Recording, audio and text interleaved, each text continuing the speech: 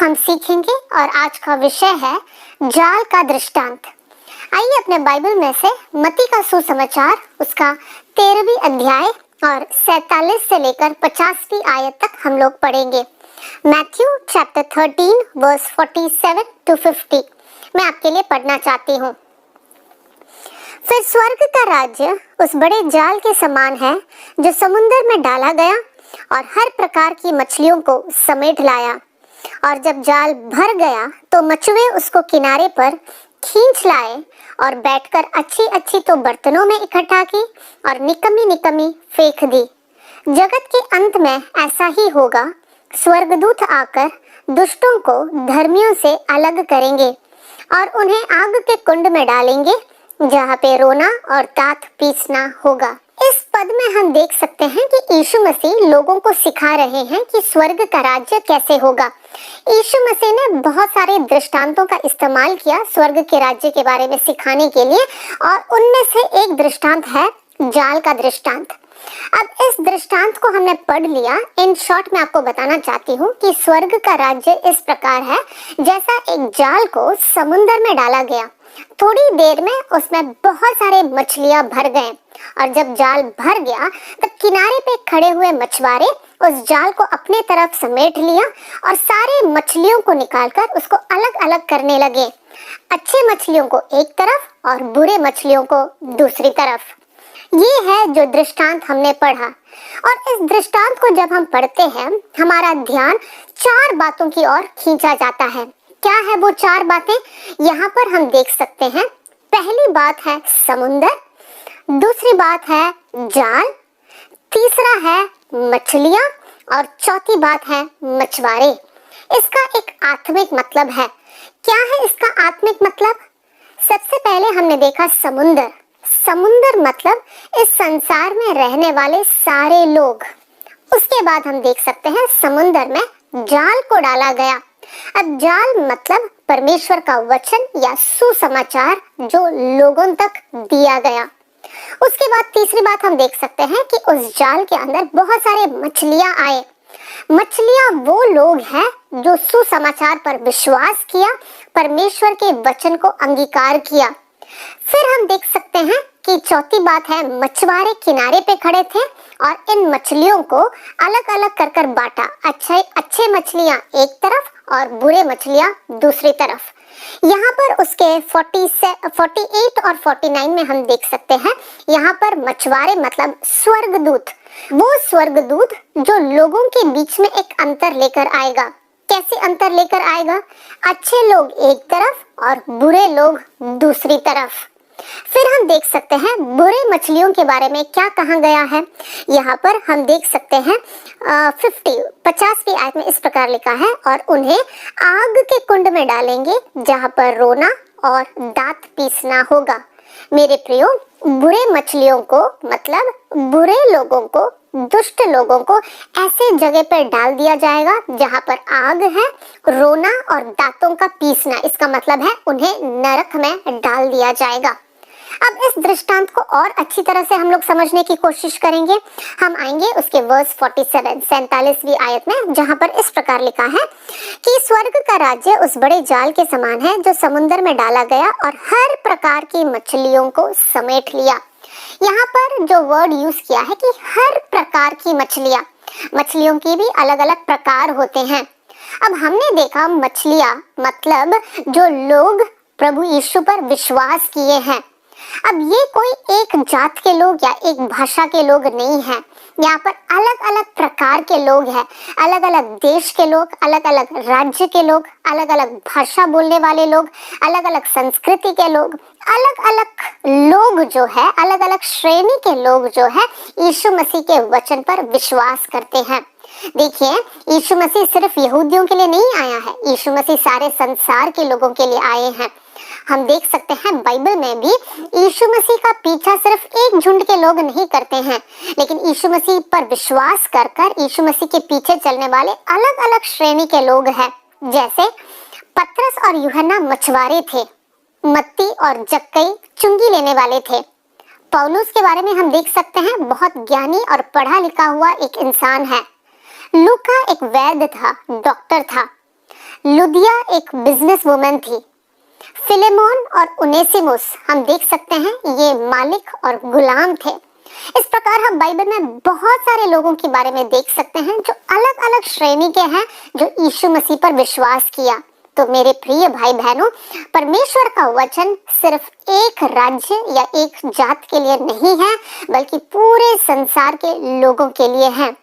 लेकिन जो यीशु मसीह पर विश्वास करते हैं उनके लिए भी ये एक चेतावनी होने पाए कि उनके बीच में भी परमेश्वर एक अंतर लेकर आएगा।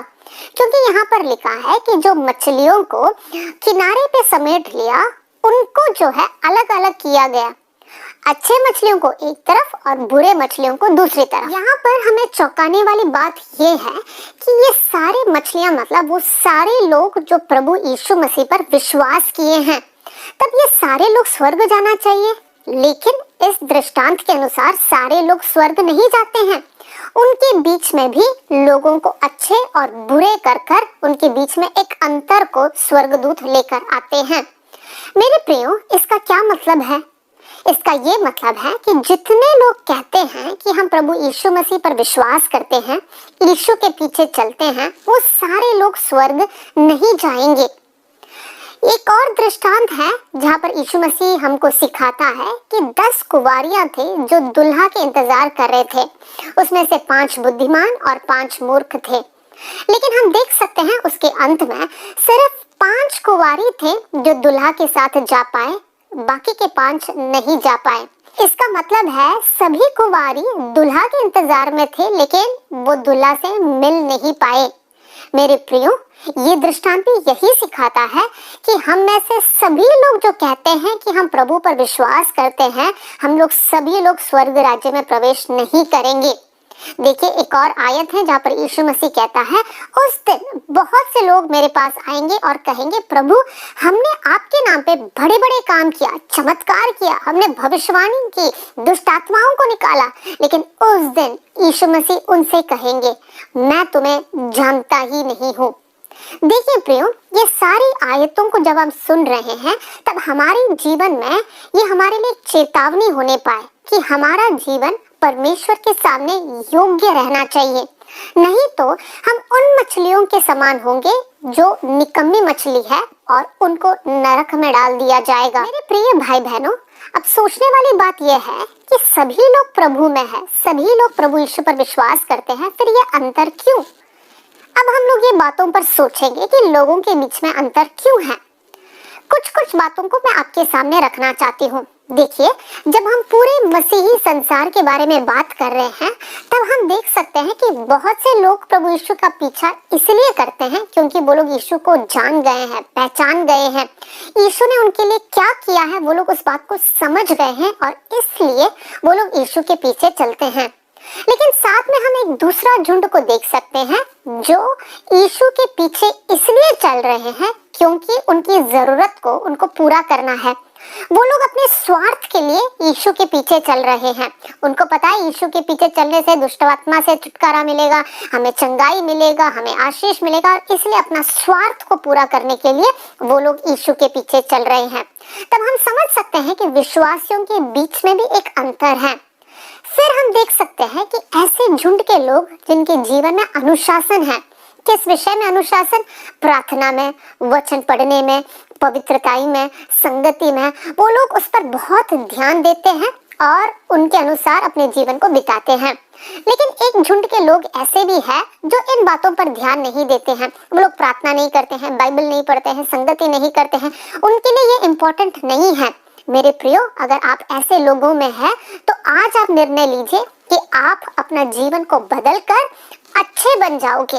मतलब आप उस प्रकार के मछली बन जाओगे जो अच्छा मछली है।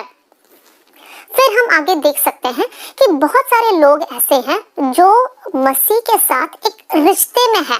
मतलब वो अपना एक धर्म नहीं मानते हैं, लेकिन वो अपना एक रिश्ता मानते हैं परमेश्वर के साथ। प्रभु से प्रेम करते हैं, पूरे मन से प्रेम करते हैं। लेकिन दूसरे एक झुंड के लोग हैं जो उसको एक रिश्ता नहीं समझते हैं, एक रिलेशनशिप नहीं समझते हैं। वो लोगों को लगता है कि ये बस एक धर्म है, कुछ ना कुछ करो, ईस्टर में जाओ कलीसिया या क्रिसमस में जाओ तो हो गया हमारा काम। ये लोग जो है उन निकम्मी मछलियों के समान है। तब हम देख सकते हैं कि प्रभु के लोगों के बीच में ही हम अंतर कर सकते हैं। और भी हम अंतर देख सकते हैं। बहुत से लोग ऐसे हैं जो प्रभु से प्रार्थना करते हैं कि प्रभु आपकी इच्छा मेरे जीवन में प्रकट हो जाए। वो लोग उस बात की इंतजार करते हैं। साथ में बहुत से लोग ऐसे भी हैं जो प्रभु की इच्छा को मांगते ही नहीं है। वो लोग प्रभु से अपनी इच्छा को बोलते हैं, प्रभु मुझे ऐसा बना, प्रभु मुझे वो देना, प्रभु मुझे यहाँ जाना है, वो करना है, ये करना है। मतलब ये एक अंतर है लोगों के बीच में। दोनों प्रभु यीशु पर विश्वास करते हैं, लेकिन दोनों का जीवन अलग अलग है। स्वर्ग राज्य में वही जा सकता है जो परमेश्वर की इच्छा को पूरा करेगा। इस प्रकार हम बहुत सारी बातों को देख सकते हैं। एक प्रकार के लोग जो अपने जीवन में पवित्रताई को मेंटेन करते हैं, चाहे कोई देखे या ना देखे, वो लोगों के अंदर परमेश्वर का भय है। दूसरे प्रकार के लोगों को हम देख सकते हैं, वो लोग कलीसिया जाते हैं तो पवित्र है, लेकिन घर में रहते हैं तो उनके अंदर पवित्रता ही नहीं है। वहां पर अश्लील बातों को देखते हैं, सुनते हैं और अपने जीवन अपवित्रताई में वो लोग बिताते हैं। मेरे प्रियो, आपको ये बात सोचना है, क्या आप अच्छे मछलियों के झुंड में हैं या बुरे मछलियों के झुंड में हैं? आप कौन से झुंड में इस समय पर है?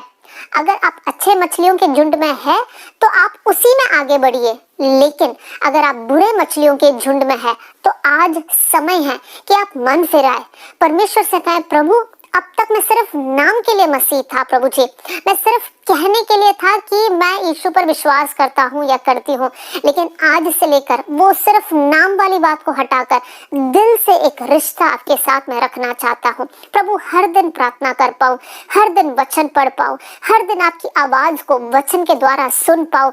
इस प्रकार के एक प्रार्थना कीजिए तो जरूर परमेश्वर आपके जीवन में आपको बहुत सारा आशीष देगा।